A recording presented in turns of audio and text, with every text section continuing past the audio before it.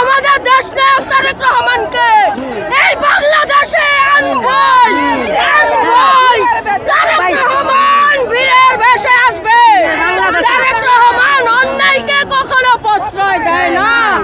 যে এই অন্যায় করেছে তাদেরকে পুলিশ দিয়ে মারা হবে। বিএনপি কখনো অন্যায় করে না, অন্যায় করতে পারে না। তারেক রহমান বীরের বেশে আসবে।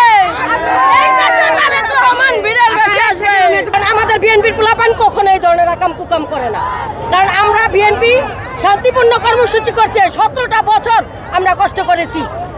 এই 17 বছর কেউ কইতে পারবো না যে আমরা এই ধরনের আকাম কুকাম করছি। আর আজকে এনসিপি আর জামাত শিবির মিল্লা এই দেশটারে গিল্লে হালাইতেছে। আর ওরা আকাম করে বিএনপির বদনাম করে, আকাম করে বিএনপির বদনাম দেয়। তারেক রহমান গরিব মানুষ, তারেক রহমানের এই দেশের চাঁদা খাইতে হবে। তারেক রহমান গরিবের পাশে থাকে। আমরা বিএনপি গরিব, আমরা গরিব থাকবো।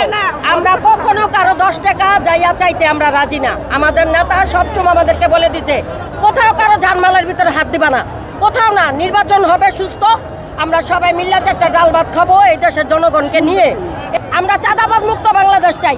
আর এই এনসিপি আর এই যে জামাত শিবির এগুলো তো সব চাঁদাবাজ।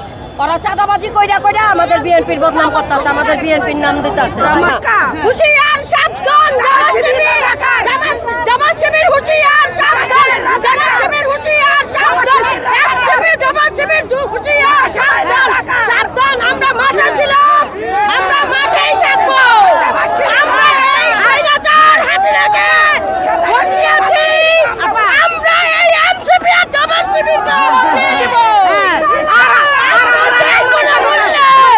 আমাদের দেশ তারেক রহমানকে এই বাংলাদেশে আনবই। তারেক রহমান বীরের বেশে আসবে। তারেক রহমান অন্যায়কে কখনো প্রশ্রয় দেয় না।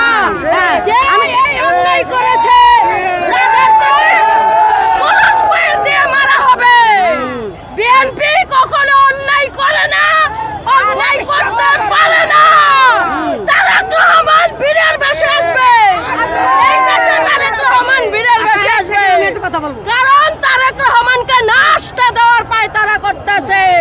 সেইটা আমরা আর হতে দিব না। এই দেশে এই স্বৈরাচার সরকারকে যখন আমরা হটাইছি তখনই আমরা মনে করছি যে এই দেশে বুঝি গণতন্ত্র ফিরে আসছে। আসলে না, আওয়ামী লীগের পাতার তারা সব জায়গায় বসে আছে।